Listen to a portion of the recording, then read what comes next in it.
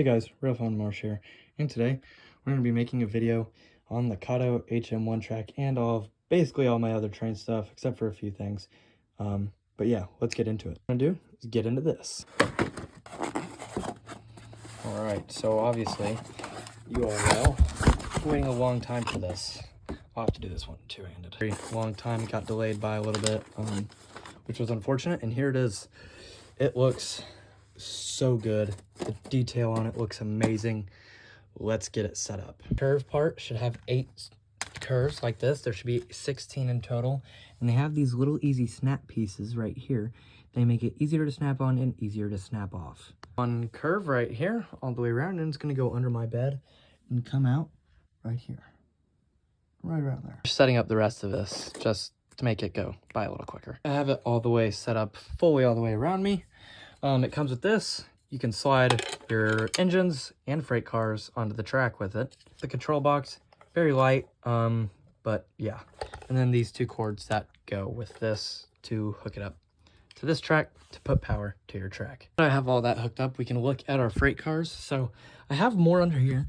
Obviously, I have a Norfolk Southern. There's a few other things under there that I will not be using. That is an HO scale Norfolk Southern rail car, like literally Santa Fe caboose. There's a BNSF caboose, a couple more hoppers, a couple more locomotives that I can't use because they're different couplers, some super glue to glue some of those. There's also another hopper in there that I will not be using today, and that auto rack. Mainly just because some of those things are broken or just not fit with what I want to use right now. But these are the 3 new ones that I've got. Well, technically, this one's new too, so I'll guess I'll put that in there. But you guys know about these. These ones are, I guess you guys know about those too, but we'll get into this now.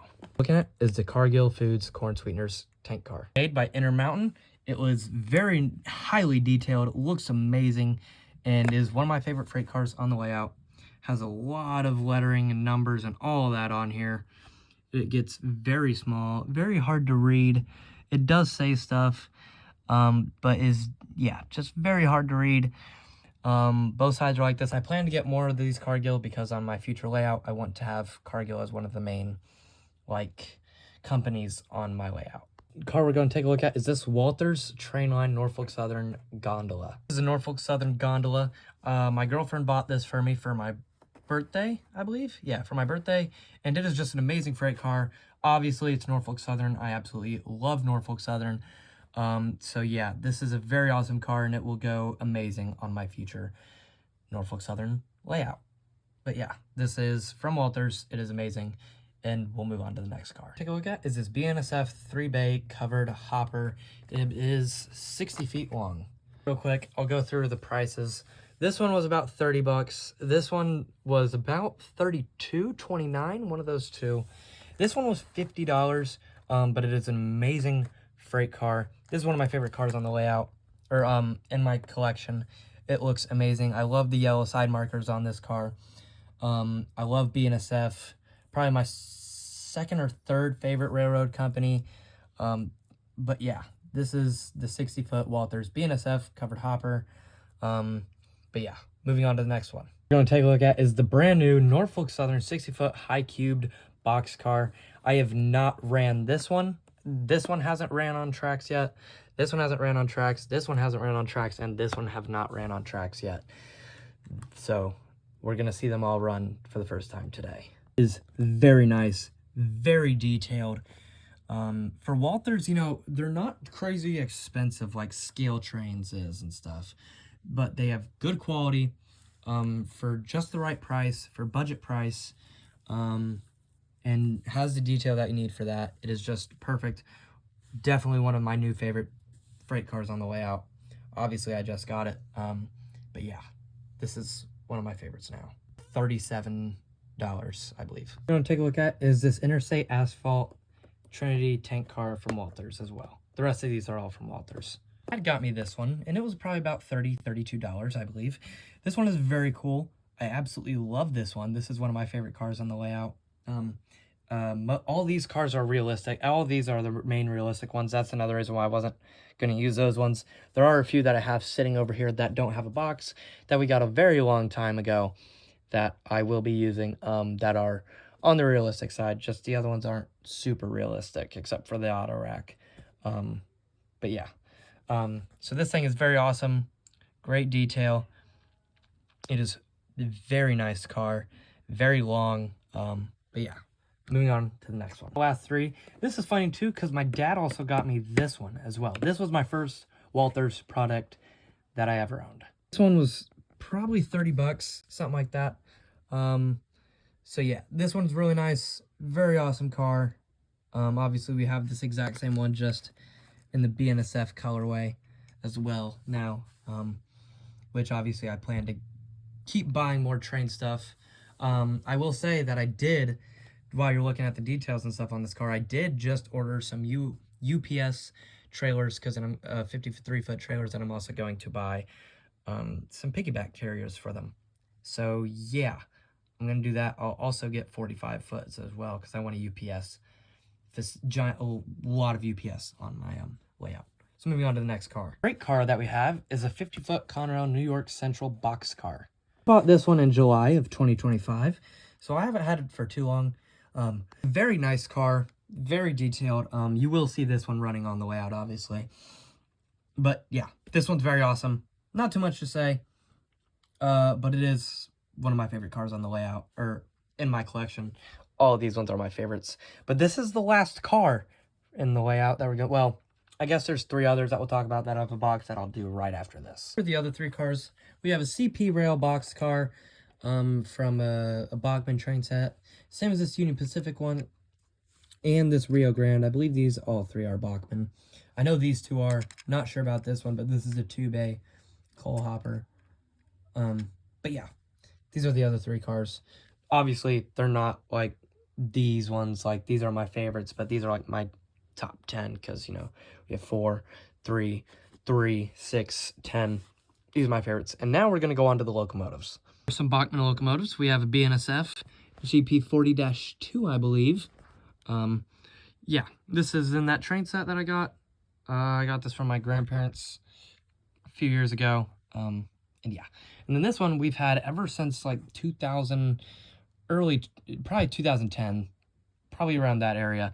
This is our oldest locomotive. It's a very nice one. It's obviously Norfolk Southern.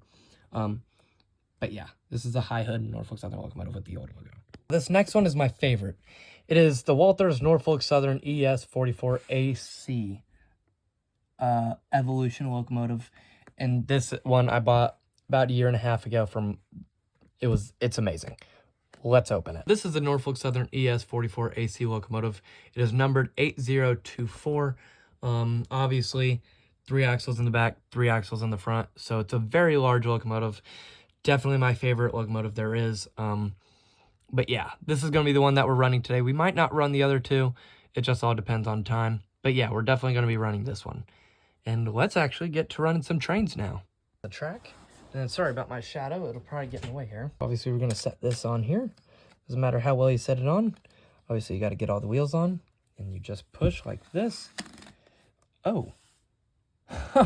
So, you push slowly like that. And it's on the rails. And now if we put it on forward, we'll start going forward here. And then we'll leave it there so we can put the other cars on. So we're going to do a little fest here. We're going to put this car on here first. Obviously, you just set it on and roll on its own. And there you go. We'll get it moving real quick. And I'll keep putting them on. And yeah.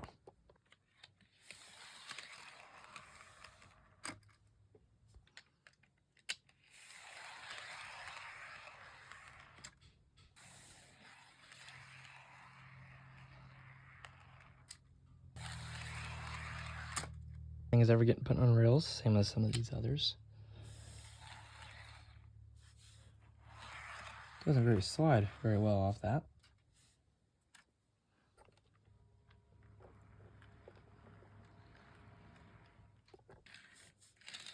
Oh yeah, this doesn't have metal wheels. On, and here it comes. It's gonna be coming around just right here. Oh, we have a derailment. Oh god. So it should, yeah, we're good now. Here it comes.